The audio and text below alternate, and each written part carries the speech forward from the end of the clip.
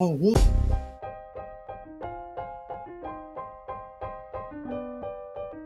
El viejo mundo se muere, el nuevo tarda en aparecer, y en este claroscuro surgen los monstruos. Esto escribió el viejo Sardo cuando en Europa se alzaban las fuerzas oscuras que pondrían en riesgo al mundo en los años 30 del siglo pasado. Hoy nos encontramos en la misma situación. Peligros y esperanzas se juntan para hacer del futuro algo incierto. Acompáñenos en este viaje para comprender en qué punto de la historia nos encontramos y avisorar un nuevo horizonte que deje atrás los peligros de nuestra época. Esto es El Mundo en Claroscuro.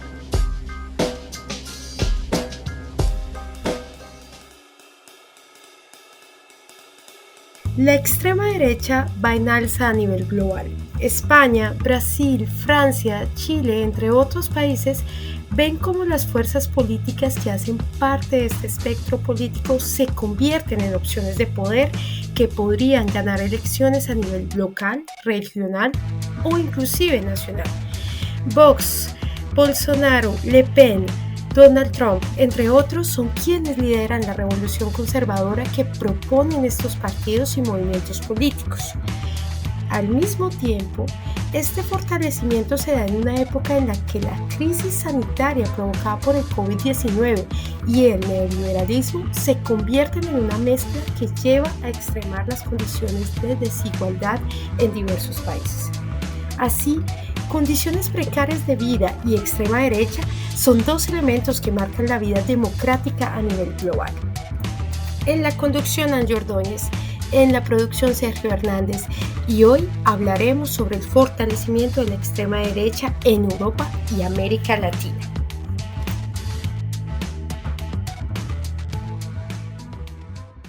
Para hablar de este tema, hoy contaremos con Sergio Pérez, quien es politólogo y doctor en Ciencia Política de la Universidad del País Vasco.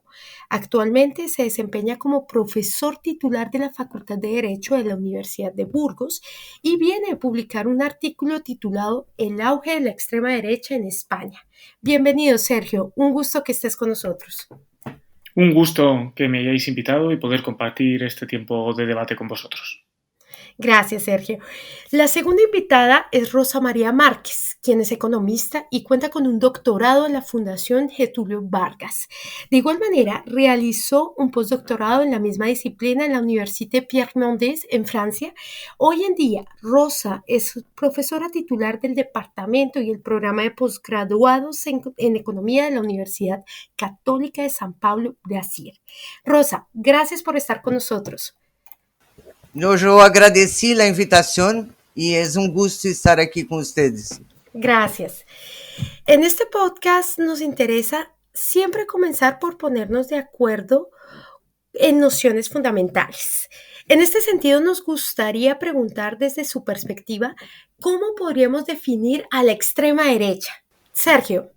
Sí, bueno, pues lo primero, decir que hay casi tantas definiciones como estudiosos sobre el tema, aunque bueno, sí que tenemos una serie de pautas comunes, ¿no?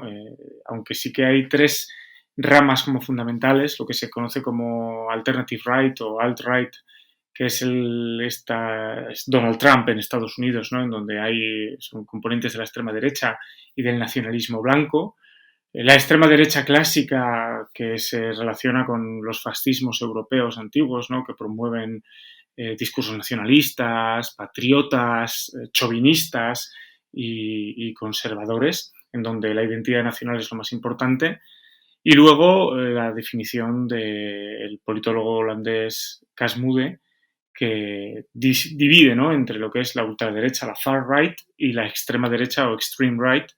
Y para él, la ultraderecha es antisistema y es hostil a la democracia liberal y sería lo que se corresponde con el fascismo, por así decirlo, mientras que, por otro lado, la extrema derecha es un subgrupo en donde se encuentra estos grupos que creen en la soberanía popular y en el principio de la mayoría, aunque con pinzas, y la otra parte sería el populist radical right, la derecha radical populista, en donde sí que aceptan la esencia de la democracia, pero hay determinadas cuestiones que no les parecen bien, sobre todo los derechos de las minorías, el funcionamiento del Estado de Derecho en determinadas cuestiones y la separación de poderes. Esto es la que diríamos que es la más potente ahora mismo, al menos en Europa. Rosa, por tu lado. Sim. Ante todo, eu queria repetir que agradeço a invitação e dizer que eu hablo portunhol. Então, se hablo alguma coisa que não entendes, por favor, me perguntem. Eu diria que o pensamento de extrema-direita se basa em lo que na literatura se denomina tradicionalismo, lo que, em poucas palavras, constitui um profundo rechaço à modernidade. De aí su rechazo a considerar que todos são iguais. Em sua versão mais forte, quase defende um sistema de castas.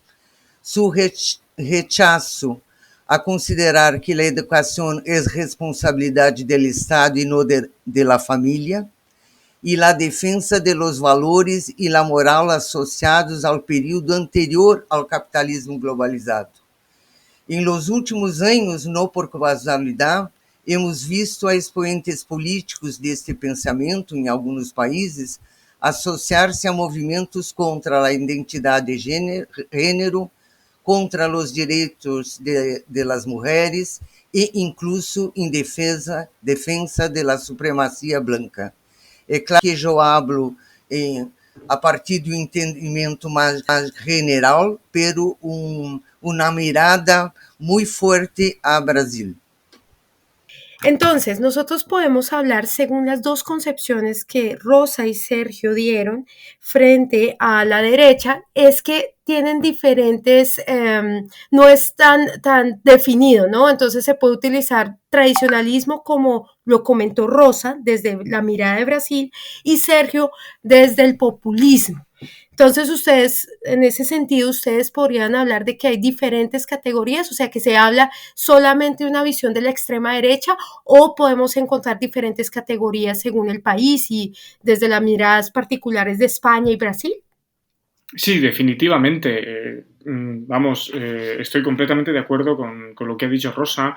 Efectivamente, ese carácter tradicionalista está presente en el caso de Vox en España, porque tienen esa concepción de la familia, de la ultraliberalidad en lo económico y en la relación con el Estado, en donde el Estado no debe intervenir en nada y si debe intervenir es para regular por el bien de la familia y la unidad familiar.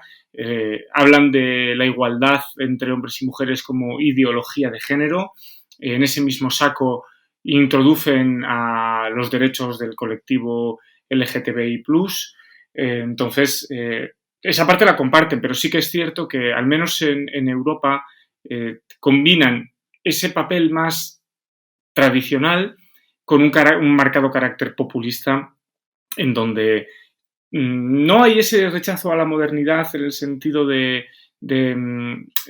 esa visión del mundo pre-capitalismo globalizado, sino que eso sí que lo abrazan hasta cierto punto, pero la parte nacional es lo más importante, la identidad nacional es lo más importante y sí que tenemos un sistema de castas, como quien dicen, donde la clase superior es, en nuestro caso, los españoles y después vendrían todos los demás como una segunda clase que no tiene que tener los mismos derechos, que no tiene que tener los mismos deberes y que no le puede exigir al Estado las mismas características o las mismas prebendas que los españoles.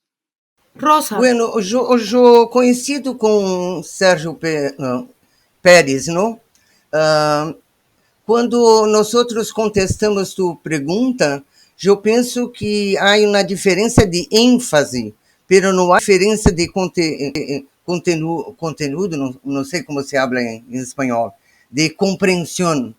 Em um sentido mais general, mira que eu empecé a contestar hablando do pensamento da extrema-direita, que é diferente de los movimentos políticos e mesmo é diferente de la maneira com que eles se apresentam para pleitar uma eleição, uma candidatura à presidência da República. São coisas que há que fazer uma mediação Pero eu estou em completo acordo com Sérgio. Em Brasil, eu diria que em la escala estão os negros e estão os índios, não? Esses não são gente para aquellos que están hoy en el poder. Desde hace años, la extrema derecha se ha venido fortaleciendo a nivel global, especialmente en Europa, como ustedes lo han dicho, y en América Latina, concretamente el caso de Brasil. Vox en España, Bolsonaro en Brasil, Le Pen en Francia también, entre muchos otros, incluyendo a Trump. En este sentido, quisiéramos preguntarles, ¿qué aspectos son relevantes para comprender este ascenso y fortalecimiento de la extrema derecha como verdaderas opciones de poder?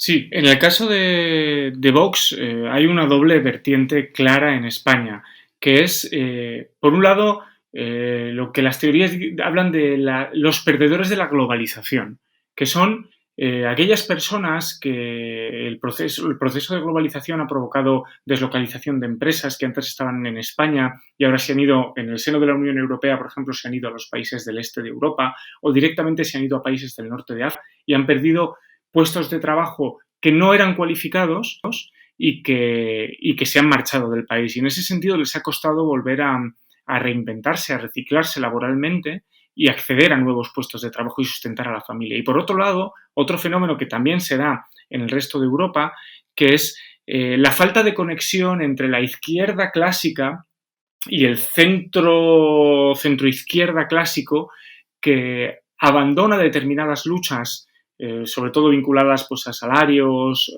a impuestos, y se echa en manos de la posmodernidad en el sentido de que buscan la aprobación de los derechos de tercera generación, la consecución de otras demandas o de otras, solventar problemas como puede ser la ecología, y eso también provoca cambios en el sistema de trabajo en los países. No han sabido llegar a la población, no han sabido decirles por qué eso es importante y este tipo de partidos han sido capaces de expresar de forma muy sencilla 4 ideas claras y el hecho de tú eres lo primero para nosotros, los demás no te hacen caso porque los demás están demasiado preocupados en sus propios problemas, no están conectados con la realidad y no saben entenderte, pero nosotros sí que vamos a saber. Rosa. Eu penso que não haverá muito debate entre mim e Sérgio, porque, de maneira geral, eu penso quase que igual.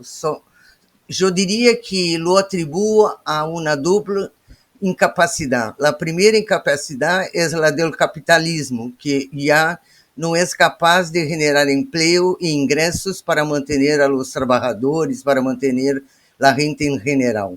Por el contrário, genera desemprego, redução de ingressos e profunda desigualdade, sem ter em conta que sua atividade está ponendo em risco a sociedade humana, dada a sua ação depredadora em relação com o meio ambiente. Então, o primeiro determinante é o fato que o capitalismo não pode mais dar nada para a sociedade. E a segunda incapacidade pertence aos próprios trabalhadores, ou melhor dito, à esquerda, que não pôde ou não pode construir uma alternativa em el campo político e programático a lo que estamos vivendo.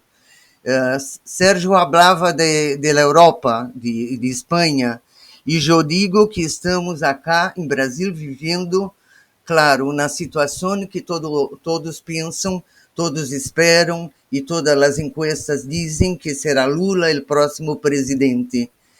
Pero Lula, com um vice-presidente que encabeçou a luta por impeachment de Dilma, que estava em las fileiras de las reformas contra os trabalhadores, em el campo de las relações de trabalho e mesmo em el campo de las, como se diz, aposentadoria, de proteção social a los trabalhadores. Então está muito difícil, pero claro que todos queremos sacar Bolsonaro do poder.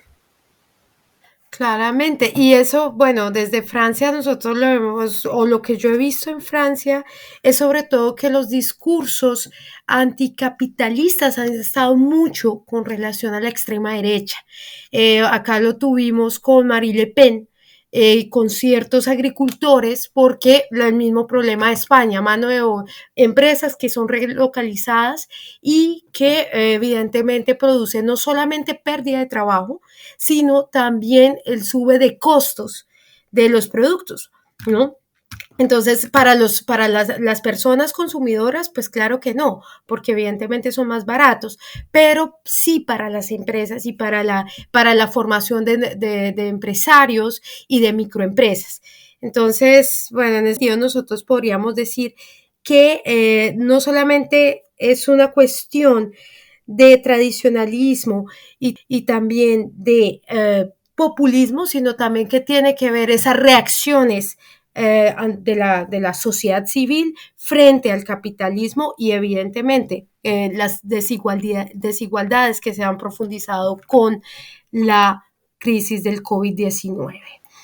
Uno de los aspectos más importantes dentro del accionar político de la extrema derecha está en la mentira como arma política. En este sentido, quisiera preguntarles, ¿cuál es el rol de las fake news y el lawfare como estrategia de lucha desde la extrema derecha? Sergio. Es un elemento fundamental, fundamental para ellos porque entre el primero el uso de las fake news lo utilizan de consumo interno muchas veces, ¿no? Y luego para sus actos públicos. Retuercen los datos, utilizan titulares que no se corresponden con la noticia o al menos los medios de comunicación que están vinculados a estos partidos políticos y eso genera una sensación de desazón, de enfado en la población ante o contra los políticos en el gobierno, las instituciones, los jueces, etcétera, etcétera, etcétera. Y por otro lado, la utilización del lawfare es brutal en el caso de España con las denuncias anónimas. Utilizan todos los canales disponibles para denunciar anónimamente a aquellas personas, sobre todo en puestos de representación política, que les suponen un problema para expandir su base electoral. Siempre que pueden, acusan de corrupción a alcaldes, a gobernadores regionales, a ministros. Siempre que pueden, utilizan el poder legislativo en aquellas regiones aquí en España en donde tienen capacidad de veto porque tienen un peso parlamentario suficiente e intentan legislar para bloquear las medidas, por ejemplo, que vienen desde el gobierno central que no lo controlan y en donde no tienen poder. Además, utilizan todas las herramientas a su disposición, tanto legales como de soft power, para intentar intimidar a los contendientes políticos, sobre todo en las circunscripciones más pequeñas o en las zonas más rurales, para evitar que haya alternativas que puedan defender cuestiones similares a ellos y que en el debate político están más duchas o están más preparadas.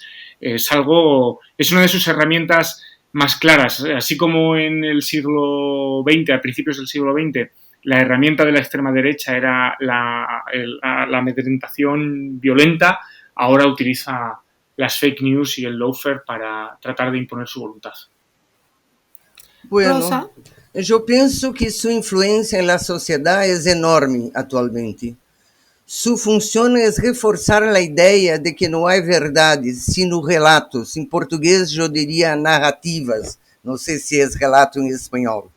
Sí, en español exactamente narrativas. Lo que, segundo el campo de que se trate, las fake news, implica negar la ciencia en todas sus modalidades, es decir, en campo de las exatas, humanas y biológicas. Eu digo isso porque estamos em plena pandemia, então é importante falar que se trata de rechazar as verdades ou as coisas que a humanidade logrou no campo das ciências em geral. Pero antes de falar um pouquinho de Brasil, eu queria dizer que não é solamente as fake news, pero o papel de los grandes periódicos e de la televisión, que estão sob o controle de gente que tem interesses que não são os interesses do conjunto da população, é também terrível, porque quando contas um lado ou quando omites informações, o resultado é quase o mesmo. E eu não sei dizer se nós não teríamos que somar a influência de las duas coisas, de la fake news e de la ação de los periódicos e de la televisão. Bueno, em Brasil, hemos visto a aplicação de LOFAR em el caso de Lula e em la gestão de la pandemia. Em el contexto del caso Lula, há segmentos importantes da sociedade que consideram hoje, todavia, que o juiz Sérgio Moro tinha razão e que Lula é um ladrão e um corrupto. Não sei se me entende, eu falei anteriormente que Lula certamente vai ganhar as eleições, pero há um grupo muito grande de pessoas, um percentual significativo, que segue com Bolsonaro e pensa que Sérgio Moro realmente estava fazendo tudo certo e que Lula é um ladrão, um corrupto, o que não é verdade. Em el campo da pandemia, isso é uma coisa curiosa, porque se bem há um segmento negacionista em Brasil, este é pequeno, e que temos uma larga tradição de vacunação em el país.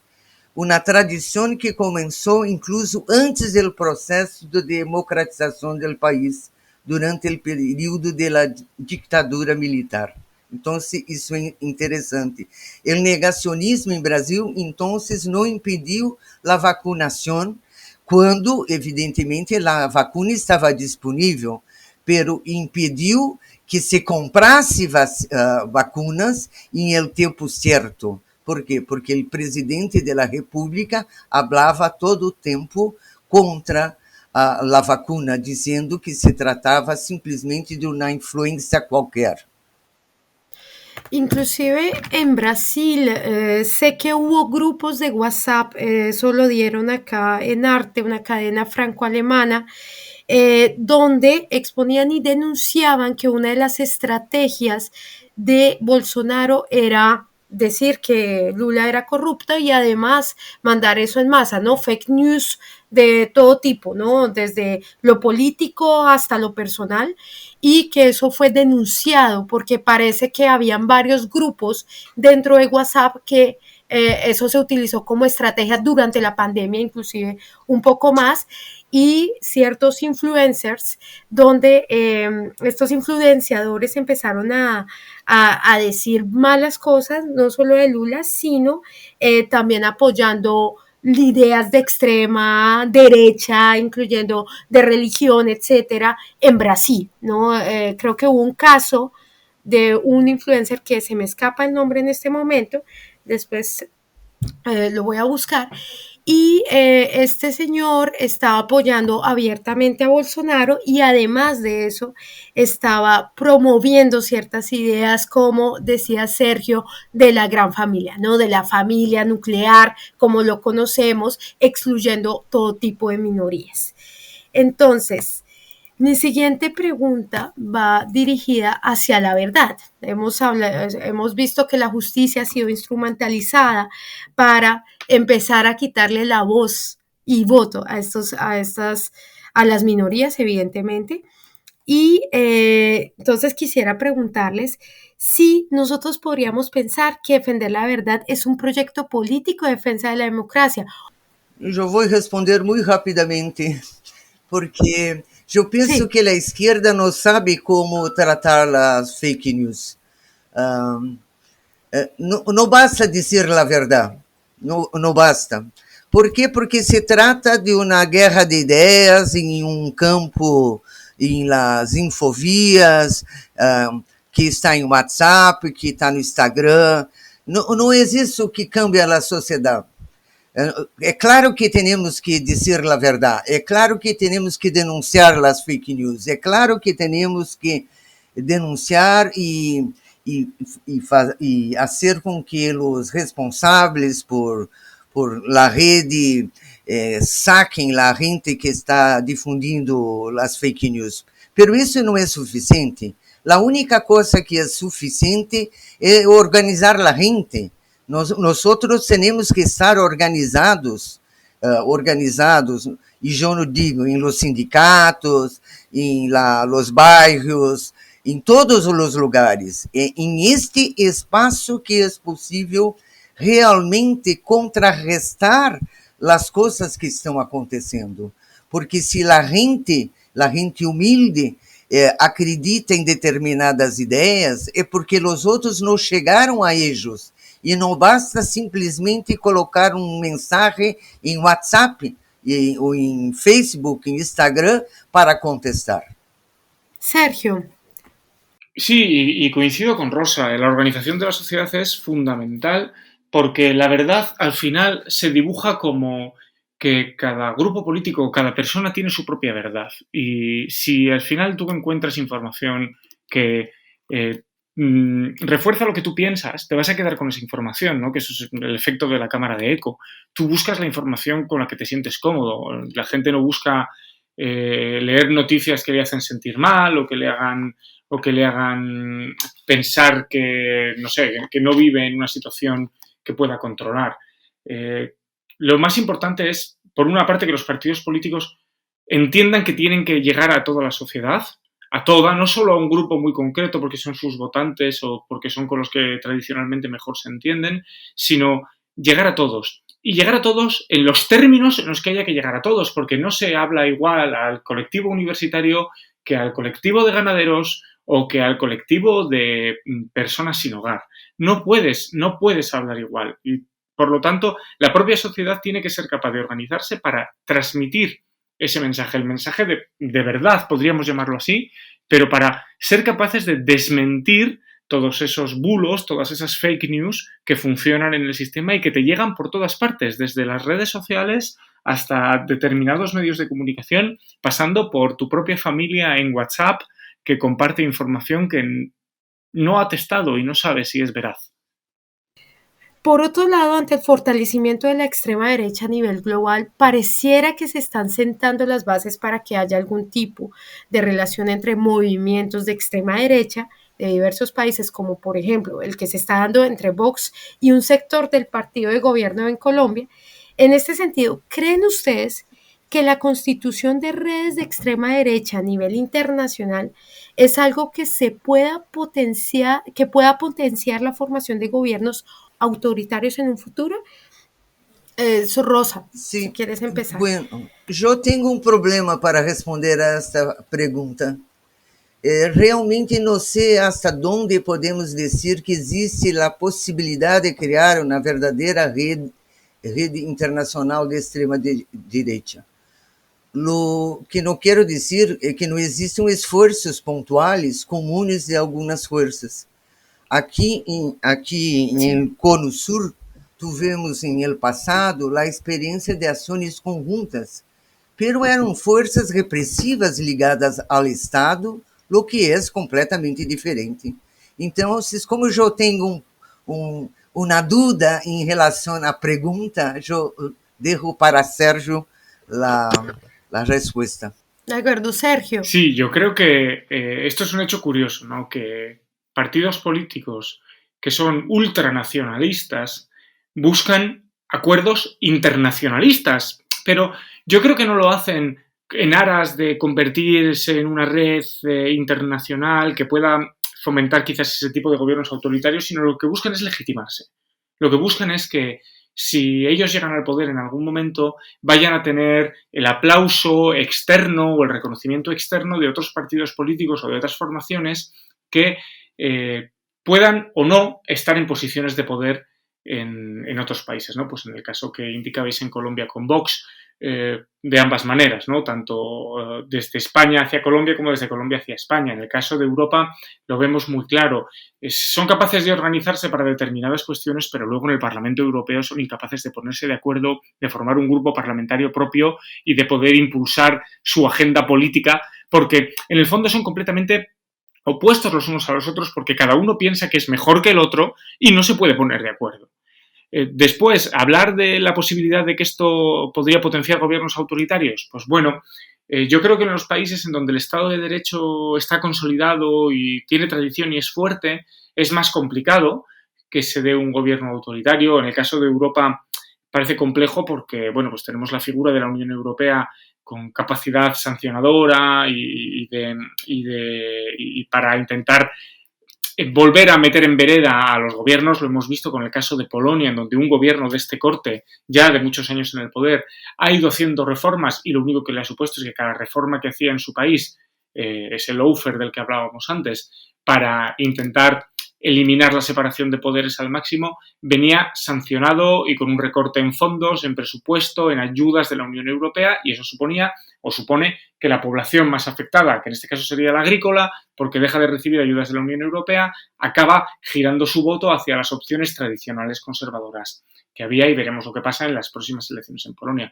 En América Latina, pues de nuevo dependerá de la fortaleza del Estado. Quizás en los países en donde hay una tradición democrática mayor será más complicado que surjan estos movimientos autoritarios, pero si el Estado está en juego o actores fundamentales del Estado, como puede ser los militares, se suman a este tipo se suben a este carro, ¿no?, por decirlo así, sí que podríamos hablar de un giro autoritario, aunque sea desde una perspectiva blanda, no de los autoritarismos que conocíamos de nuevo en el siglo XX, sino este nuevo autoritarismo en donde a través de la legislación acaban convirtiendo el Estado en una marioneta de un partido político o de una persona. Sí, lo instrumentalizan. Rosa, yo veo que estás levantando la Sim, mano.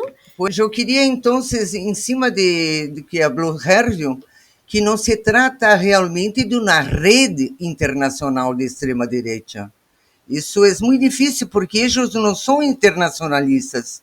Pero mira, há muito tempo que eles têm uma revista, hacen publicações, que eles têm, organizam seminários, organizam escola. Isso são iniciativas, pero tu perguntaste sobre uma verdadeira rede internacional de extrema-direita. Eu realmente penso que é muito difícil que isso aconteça, por las contradições internas a eles mesmos. Sí, claro, pero tú tocas un punto bastante interesante y es el tema de la expansión, o sea, de la generalización de estos sentimientos, ¿no? De cómo ahora sí se puede hablar un poco más sobre eso que antes se podía. Yo lo he visto mucho en Francia, también con el tema de racismo, lo vi mucho y ciertos temas que antes, las generaciones anteriores hablaban mucho de eso, ¿no? Lo decían abiertamente. Ahora hay como que se permite menos, ¿no?, hacerlo. Sin embargo, sí hay como ciertos valores que se están empezando a expandir con los seminarios, hay inclusive charlas que se hacen para ciertos partidos políticos. Entonces, bueno, vamos con la última pregunta. Bueno, en este caso quisieran que nos contaran cómo creen que la sociedad debe afrontar el fortalecimiento de la extrema derecha a nivel nacional y pues internacional, no como una red, pero sí como una expansión de estos valores, de estos, pues de estas ideologías. Bueno, eu penso que os democratas têm que seguir fazendo o que sabem fazer. Lutar por el fortalecimento de los movimentos sociais e de los trabalhadores em particular, em la defensa e ampliação de direitos, e quando eu hablo de direitos, eu penso em direitos laborais, direitos derivados da cidadania, direitos sociais, entre outros. Isso inclui a questão das mulheres, de los diferentes gêneros, de los diferentes setores oprimidos de nossa sociedade. Aqui em Brasil temos a questão indígena, que tomou vulto, que tomou importância desde a última eleição para presidente, quando Bolsonaro foi eleito, porque a vice-presidente da candidatura do Partido Socialismo e Liberdade era uma indígena, e isso hacer com que os indígenas tivessem uma posição mais em la tele, em los periódicos, foi muito importante. Mas seguindo em la resposta, é claro que também é necessário fortalecer os laços de solidariedade internacional entre os trabalhadores. Porque, Miriam, em la pergunta anterior, hablavas de uma rede internacional da extrema-direita. E eu pergunto, e os trabalhadores que não logram fazer uma rede internacional? Então, há que fortalecer os laços de solidariedade internacional. E, ao mesmo tempo, há que denunciar todos e a cada uma das iniciativas contrárias a esses direitos que eu falei. Então, a resposta é: a única forma é continuar a lutar e principalmente entender que é necessário organizar a gente, que não podemos contar simplesmente com o momento das eleições e depois nada se faz. Coincido con lo dicho por Rosa. El trabajo que tienen que hacer los demócratas, que tenemos que hacer los demócratas, es día a día, constante, no solo en los meses antes de unas elecciones o durante una campaña electoral. El trabajo es constante porque ellos no dejan de trabajar independientemente de que estén en periodo electoral o no. Tienen sus seminarios, tienen sus conferencias, dan sus charlas a gente común, a gente que no está vinculada a nada, simplemente les llaman un día a una plaza, a una sala de un teatro para hablar de determinadas cosas que les afectan desde una posición muy simplista y que llega a la población. Y por lo tanto, tenemos que hacer un trabajo colectivo en esa internacionalización, efectivamente, de los demócratas para entender que esto es un mal que nos afecta a todos y que hay que combatir. Que hay que combatir abiertamente, día a día, y haciendo el símil de la guerra, calle a calle. Porque nunca sabes dónde está el germen para que este discurso de extrema derecha cale en gente que era demócrata o que se consideraba demócrata o que es un votante tradicional de izquierdas, por ejemplo. Es muy importante que colaboren los medios de comunicación tradicionales. Muy, muy importante. No se puede dar voz a determinados contenidos que abiertamente buscan señalar como enemigo a un grupo social, a un grupo étnico, a políticos directamente o a la gente que no piensa como tú. Los partidos políticos tienen que, lo primero, reconectar con la población, fundamental, pero sobre todo tienen que realizar un cordón sanitario a estas formaciones y no dejarlas participar de los gobiernos. Aunque sea tentador para los partidos conservadores en los casos de democracias parlamentarias, en donde quizás el apoyo de estos partidos pueda sostener un gobierno y sacar adelante unos presupuestos, por ejemplo.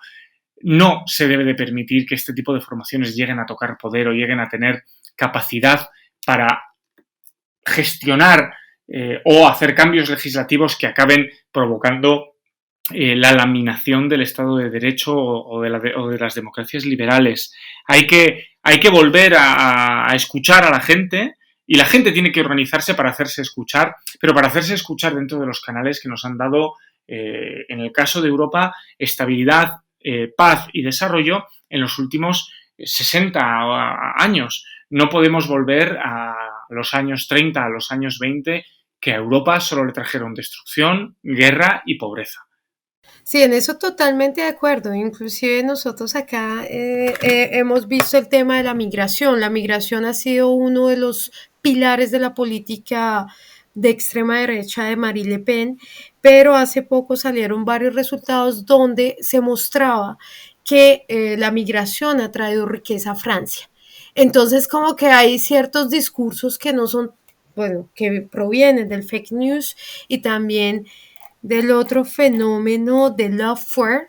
Entonces, en ese sentido, pues sí, la gran conclusión es una organización y que podamos lograr ser escuchados e impedir, sobre todo, como dice Sergio, el tema de la instrumentalización de la justicia para ciertos intereses o ciertas castas. Entonces, muchas gracias a ustedes, nuestros invitados, por estar con nosotros el día de hoy. y a nuestros oyentes por acompañarnos en el primer episodio del 2022.